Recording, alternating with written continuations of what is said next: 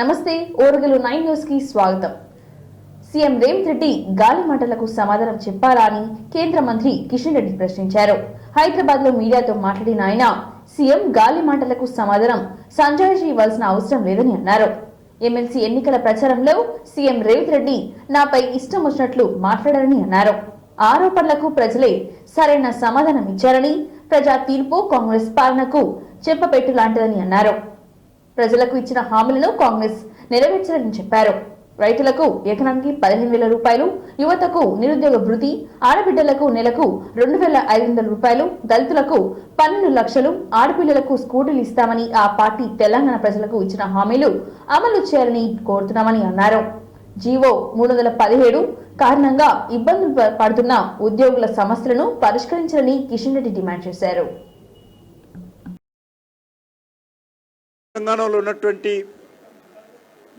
3 ఉపాధ్యాయ సంఘాలకు సంబంధించినటువంటి ఎన్నికలుంటే teachers constituency, అందులో బీజేపీ గతంలో ఒక సీటు, ఇప్పుడు ఒక సీటు సంపాదించడం జరిగింది. పట్టభద్రులకు సంబంధించినటువంటి కాన్స్టిట్యుయెన్సీ నుంచి కూడా ఈరోజు భారతీయ జనతా పార్టీ విజయం చేకూర్చడం జరిగింది. మనకందరికీ తెలుసు, గత పార్లమెంట్ ఎన్నికల్లో తెలంగాణ ప్రజలు చాలా స్పష్టంగా తెలంగాణ సమాజం ఆ రకంగా స్పందించింది, ముందుకొచ్చి ఆ రకంగా తెలంగాణ సమాజం అంతా కూడా నరేంద్ర మోడీ గారి నాయకత్వంలో కానీ తెలంగాణ ప్రజల ఆకాంక్షలకు అనుగుణంగా పని చేయలేదు ఏర్పడింది. రోజు అయినప్పటికీ కూడా ఇచ్చినటువంటి హామీలు అమలు చేయకుండా పూర్తిగా వైఫల్యం చెంది ఈరోజు బీజేపీ మీద ఆరోపణలు చేసేటువంటి ప్రయత్నం చేస్తూ ఉన్నాడు. కానీ ప్రజాస్వామ్యంలో ప్రజల తీర్పు ఏదైతున్నదో చాలా స్పష్టంగా ఈరోజు తెలంగాణలో ఈ యొక్క ప్రజల సమస్యల మీద కానీ, ప్రత్యేకంగా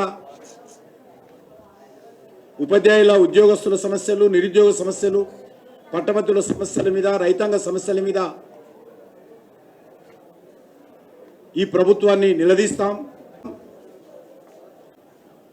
బాధ్యతను మేము గౌరవ పార్లమెంట్ సభ్యులు 8 మంది, గౌరవ శాసనసభ్యులు 8 మంది, గౌరవ శాసన మండలి సభ్యులు 3 అందరం కలిసి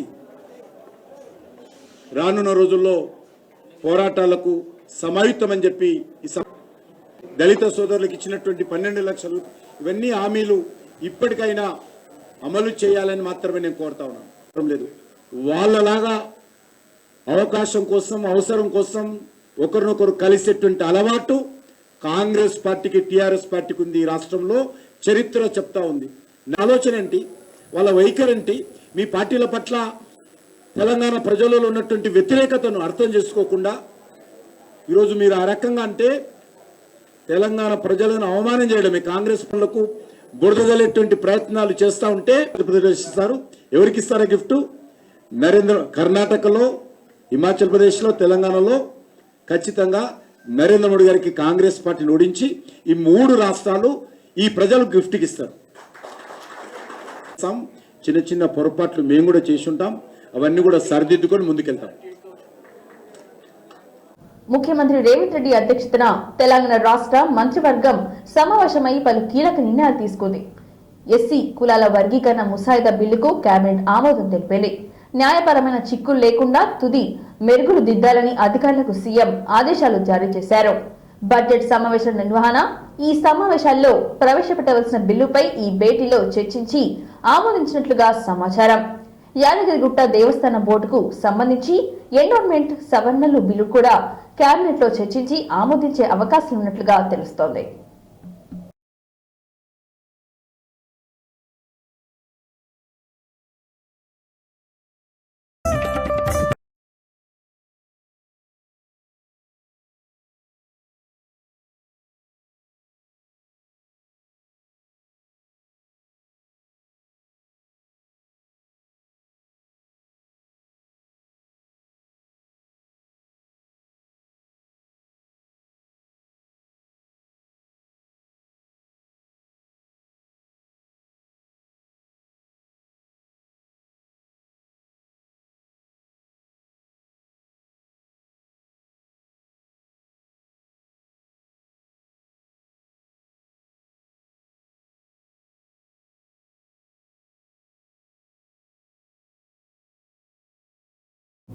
నకిలీ కాల్ సెంటర్ను ఏర్పాటు చేసి విదేశీయులను మోసగిస్తున్న ముఠాను సైబర్ సెక్యూరిటీ బ్యూరో పోలీసులు అరెస్టు చేశారు. గుజరాత్కు చెందిన మనస్విని సహా 60 మందిని అరెస్టు చేశారు. కేసు వివరాలను పోలీసు అధికారులు వెల్లడించారు. వారి కథనం ప్రకారం హైదరాబాద్లోని హైటెక్ సిటీలో ఎక్సిటో సొల్యూషన్స్ పేరిట మనస్విని కాల్ సెంటర్ ఏర్పాటు చేసింది.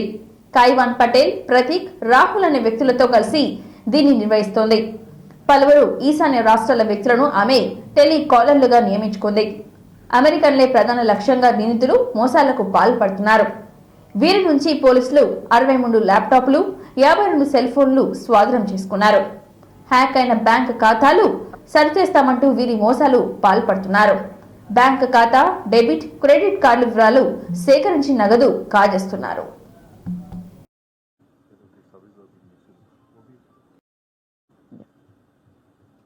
So as I said, then they were recruited, they were said that they were going to be working in a call center. But after that, when they went and they were trained, they realized, they knew that they were doing a illegal job. So if anybody is aiding and abetting and doing a region నుంచి ఉన్నారు and అందరూ కూడా ఒకే PG హాస్టల్లో పెట్టారు. And వాళ్ళు కూడా ఈ Uber కానీ వీటితో పాటే అందులోనే పోయేవాళ్ళు. వాళ్ళు బుక్ చేసేవాళ్ళు కాదు, ఈ ఆర్గనైజర్సే ఊబర్ కార్స్ బుక్ చేసేవాళ్ళు. అవి వచ్చినప్పుడు అందులోనే ఎక్కిపోవాలి. there is nothing PayPal here. They had to act as if they belong to the customer care of PayPal. So they knew all that. There is no force, there is nothing. Bank details ఇవన్నీ collect చేసి closure టీమ్కి ఇస్తారు. Closure టీంలో కొంత experience ఉన్న వాళ్ళు ఏం చేస్తారంటే ఈ క్రెడెన్షియల్స్ తీసుకొని మన ఇక్కడ ఓటీపీ ఫ్రాడ్స్ ఎలా చేస్తారో అలా ఫండ్స్ స్పెండిల్ చేసి అదర్ అకౌంట్స్కి డైవర్ట్ చేస్తారు. ఆ విధంగా ఈ ఫ్రాడ్ అంతా నడుస్తుంది. ఇప్పుడు మనం అరెస్ట్ చేసిన తర్వాత చేసిన దాంట్లో ఇంకా కొంతమంది ఇంపార్టెంట్ పీపుల్ కూడా అబ్స్కాండింగ్ ఉన్నారు. వాళ్ళని కూడా ఫర్దర్ అరెస్ట్ గురించి ట్రై చేస్తారు. Victims are also in US, accounts are also in US. So it will take that.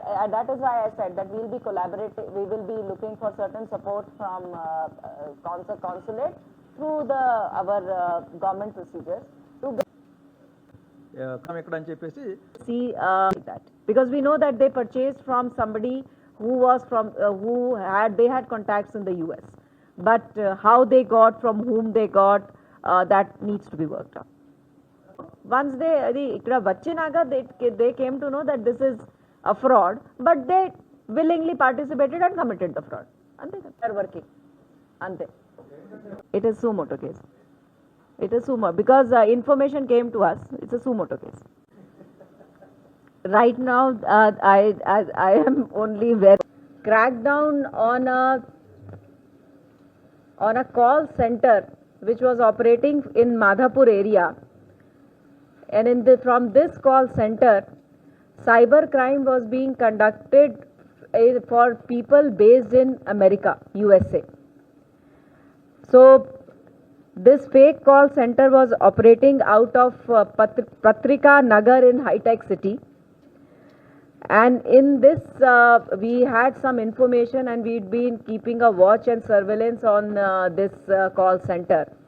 And we have arrested 63 people in this case in a late night operation, fraudulent transaction. So they would say his name, what we know till now. I have a brother who mentions and how this is happening.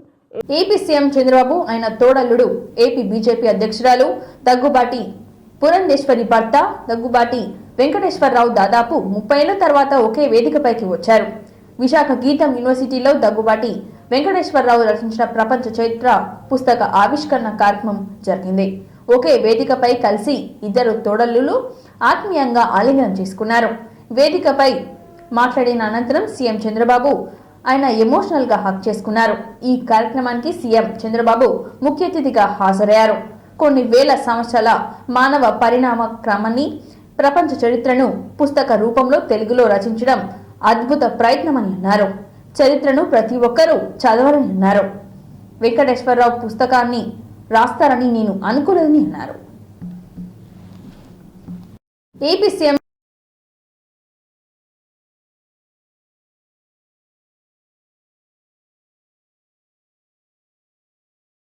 Then BPCL, Central Government of India, share here. చెప్పాలి ఇప్పుడు మనం మహిళలకి లేకపోతే అంతకుముందు ఆది మానవుడు అంటాము.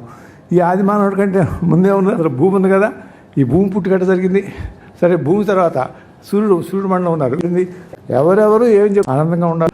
అది కూడా తెలుగులో రాసిన పుస్తకాన్ని ఆవిష్కరించడం ఇంకా మహా సంతోషంగా ఉంది. ఎందుకంటే మనందరం తెలుగు వాళ్ళం కాబట్టి, నాకు కూడా కొంత తెలుగు వచ్చు కాబట్టి ఆ పుస్తకాన్ని ఆవిష్కరించమని నన్ను వచ్చి కోరితే నేను తప్పనిసరిగా వస్తాను, ఆవిష్కరిస్తాను అని చెప్పాను. ఈ పుస్తకం రాయడం వెనక ఉన్న కారణం గురించి కూడా ఆయన చెప్పాడు.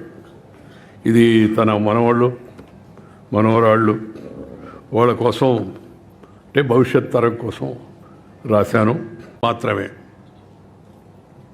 చరిత్ర ద్వారానే మానవ జాతి వాళ్ళు చేసినట్టు పెట్టుకున్నా. ఎక్కడికి వెళ్ళినా సరే అక్కడ రాత్రి నైట్ హాల్ట్ చేయాలా, చాలా కుదుపులకు లోనైపోతుంది. వాళ్ళకి తెలుగు సహా మంత్రులతో సహా ఇది నమ్మడానికి శక్యం కాదు, కానీ ఇది వాస్తవం. ఆయన చెప్పిన మాటలు ఇవి. నాకు చాలా హ్యాపీగా ఉన్నా. నిద్రలేస్తే బ్యాడ్మింటన్ ఆడుకుంటా, వచ్చిన తర్వాత మనవరాళ్ళు వాళ్ళతో ఆడుకుంటా కూడా చెప్పాడు. అది చెప్పే పరిస్థితి. రక్షణ మంత్రిగా పనిచేయడం, మహిళ పనిచేయడం ఫస్ట్ ఆఫ్ ఇట్స్ కైండ్. అక్కడి నుంచి 19లో కేంద్ర మంత్రిగా ఫైనాన్స్ ఛార్జ్ తీసుకున్నారు. అంటే 145 కోట్ల మందిని సమర్థవంతంగా నడిపించడంలో, అందరి జీవితాల్లో వెలుగు రావడంలో నరేంద్ర మోడీ గారు ఏ ఆశయాలు అయితే పెట్టుకున్నారో ఆ ఆశయాల్ని అమలు చేసే దాంట్లో ఒక డిసిప్లిన్గా ముందుకు పోతున్నారు. ఓసారి కొంచెం కటువుగా కూడా ఉంటారు, అవసరం కూడా. ఫైనాన్స్ ఇప్పుడు మామూలుగా గవర్నమెంట్లో చూస్తే అందరికంటే ఎవరు గట్టిగా ఉంటారంటే, నెగిటివ్గా కూడా ఉంటారంటే ఫైనాన్స్ డిపార్ట్మెంట్ ఉంటుంది. ఒకప్పుడు వారసత్వంగా వచ్చేది. స్టేట్ గవర్నమెంట్స్లో కూడా మోస్ట్ అన్పాపులర్ సెక్రటరీ ఎవరంటే finance secretary, most hatred person కూడా. కానీ ఈరోజు ప్రజలందరూ మెచ్చుకునే ఫైనాన్స్ మినిస్టర్గా నిర్మలా సీతారామన్ గారు ఈరోజు కార్యక్రమాలు చేపట్టారు. నేను ఒకటే చెప్పా, ఆంధ్రప్రదేశ్ వెంటిలేటర్ మీద ఉంది. మీ డాక్టర్గా మీరు ఇచ్చిన మెడిసిన్ వల్ల వెంటిలేటర్ నుంచి బయటకు వచ్చాం, ఇంకా కూడా ఆరోగ్యం బాగుపడలేదు, ఇంకా కొన్ని రోజులు మీ ట్రీట్మెంట్ అవసరం మేడం అని చెప్పి మార్నింగ్ కూడా రిక్వెస్ట్ చేశా. పేషెంట్ వెరీ స్ట్రాంగ్, కానీ శక్తి లేకపోతే ఎటైనా పోయే పరిస్థితి వస్తుంది. భారతీయ రాజులు కడాన మరొక్కసారి మనస్ఫూర్తిగా అభినందిస్తూ హిమ్సెల్ఫ్ ఇన్ ఇట్ మంచిగా నాని తేలి బయట వచ్చి రాశారు book. At the same time వారు మాట్లాడుతున్నప్పుడు చాలా విషయాలు వారు చెప్తున్నప్పుడు వారు క్యారెక్టర్ ట్రైట్స్ కూడా బయట వస్తున్నాయి. హౌ సింపుల్, లూసిడ్, ఇలా క్రిస్టల్ లైక్ స్పష్టంగా నాకు అర్థమైంది, నేను రాస్తున్నాను అన్న టైప్లో. It's popularly available. Say what is happening before me which is good, I will say before me whatever is happening which may not be. నేను అవన్నిట్లో ఇప్పుడు ఎలాబరేట్ చేయట్లా. wherever it is, wherever such things happen, I always appreciate it. Here I saw, all of us saw the achievements of అయినటువంటి ఒక దేశానికి budget ప్రవేశపెట్టడం అంటే నువ్వు కూర్చోవద్దు, ఎందుకంటే పార్లమెంట్ సభ్యురాలుగా నీ బాధ్యత నువ్వు మాట్లాడటం కనుక ఎంతసేపు అయినా వారు ఎన్నిసార్లు బెల్లు నొక్కినా కూడా నువ్వు ఆపకుండా నువ్వు మాట్లాడుతూనే ఉండు. కానీ ముఖ్యమైనటువంటి విషయం ఏమిటంటే నువ్వు ఎంతసేపు అయినా మాట్లాడు కానీ ఏమీ చెప్పొద్దు అని అన్నారు ఆయన. ఇంటి పెద్దని గణవలకి మనవరాళ్ళకి నేను రాశాను అని చెప్పి దగ్గుపాటి వెంకటేశ్వరరావు గారు చెప్పినా to join us for lunch. Thank you.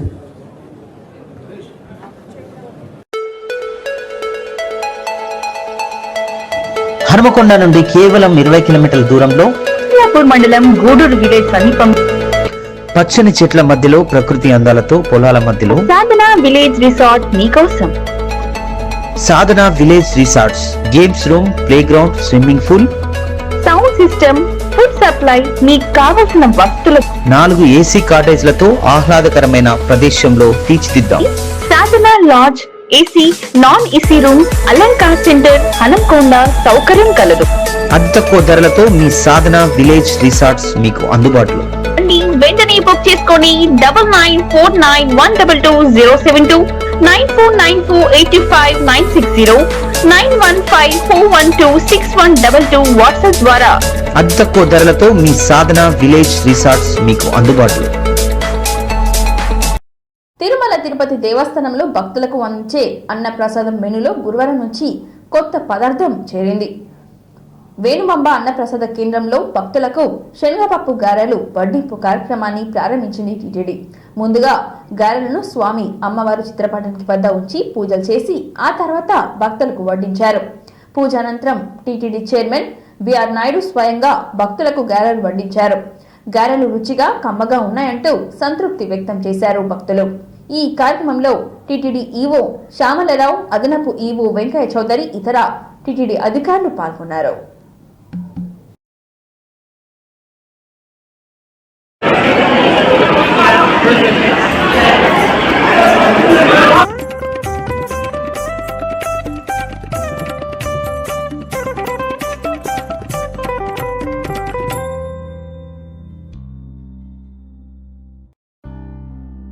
Tirumala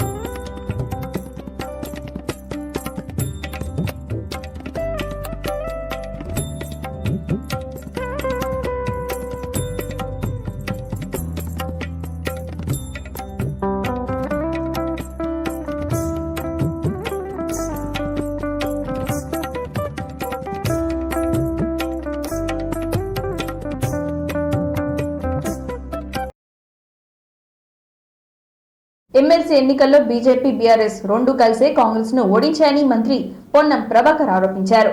MLC ఫలితాలపై ఆయన మీడియాతో మాట్లాడారు. అభ్యర్థిని పెట్టకుండానే బీజేపీతో బీఆర్ఎస్ కుమ్మక్కైందని అన్నారు. కేటీఆర్, హరీష్ రావు నియోజకవర్గాల్లో ఎన్నికలు జరిగాయి. ఎమ్మెల్సీ ఎన్నికల్లో వారిద్దరూ ఎవరికి ఓటు వేశారో చెప్పాలని ఆయన తెలిపారు. తక్కువ ఓటుతోనే ఎమ్మెల్సీ ఎన్నికల్లో ఓడిపోయామని, ఈ ఓటమిపై సమీక్షించామంటూ అన్నారు. మంత్రి శ్రీధర్ బాబు మాట్లాడుతూ కాంగ్రెస్ ను ఓడించడానికి బీజేపీ, బీఆర్ఎస్ కలిసి పనిచేశాయని అన్నారు. పట్టభద్రులకు నైపుణ్యాన్ని పెంచాలని సీఎం రేవంత్ రెడ్డి దిశానిర్దేశం చేశారని తెలిపారు.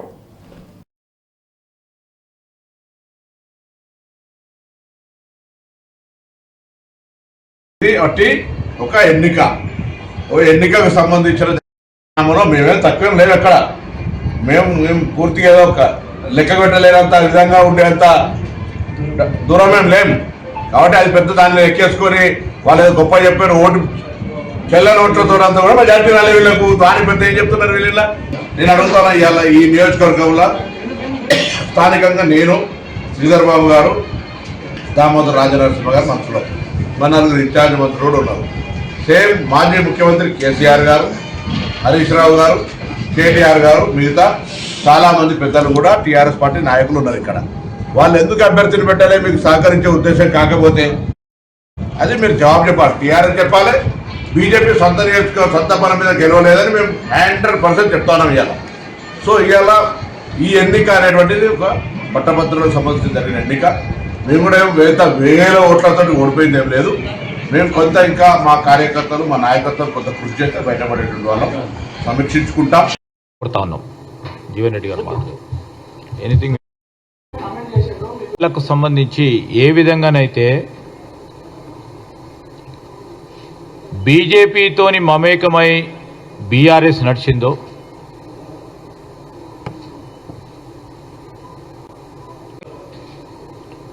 బీఆర్ఎస్ నాయకత్వం యావత్తు మొత్తం బీజేపీకి సపోర్ట్ చేయడం స్పష్టంగా కనబడతా ఉంది. మన రాష్ట్రంలోనే పట్టభద్రులకు సంబంధించి మరి వరంగల్, నల్గొండ, ఖమ్మం జిల్లాలకు సంబంధించిన పట్టభద్రుల శాసన మండలి ఎన్నికల్లో ఆనాడు బీఆర్ఎస్ పార్టీ అభ్యర్థిత్వాన్ని ఖరారు చేసి నిలబెట్టి ముందుకు నడిచింది.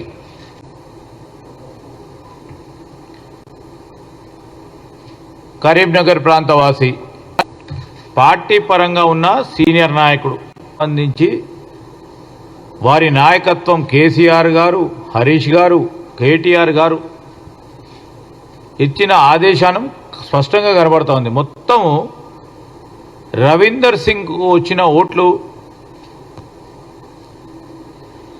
మేమనుకుంటున్నాం ఆయనకు వచ్చిన ఓట్లు వ్యక్తిగతంగా వచ్చిన ఓట్లు, పరోక్షంగా పూర్తి స్థాయిలో బీజేపీకి సపోర్ట్ చేసి బీజేపీని గెలిపించుకోవాలని వారికున్న ఫెవికాల్ బంధం ఈరోజు కాంగ్రెస్ పార్టీని ఓడియాలని ఆలోచన చేస్తున్న తీరును ప్రజలందరూ కూడా గమనిస్తూ ఉన్నారు. ప్రధానంగా బీఆర్ఎస్ పార్టీకి సంబంధించి ఆనాడు కానీ 2 మార్లు ఎలక్షన్ శాసనసభలో జరిగినప్పుడు బలము ఇచ్చిన ఆ ప్రాంతానికి సంబంధించి పట్టభద్రుల ఎన్నికల్లో ఒకటి ఎందుకు టీఆర్ఎస్ పార్టీకి సంబంధించిన కొంతమంది బీజేపీకి సపోర్ట్ చేస్తున్నారు, చేద్దామంటే వారి మధ్యలో మనస్పర్ధలు వచ్చిన మాట వాస్తవమా?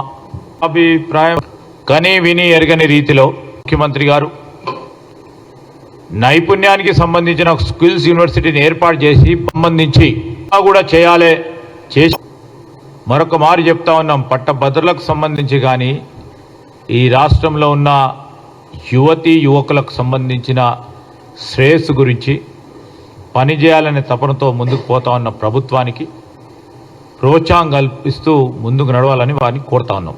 కాంగ్రెస్ పార్టీ కార్యకర్తల శ్రమతో ఎమ్మెల్సీగా గెలిచిన తీన్మార్ మల్లన్న ఇప్పుడు బీజేపీ, బీఆర్ఎస్ గొంతుకై కాంగ్రెస్ పై విమర్శలు చేస్తున్నాడని మంత్రి సీతక్క ఫైర్ అయ్యారు.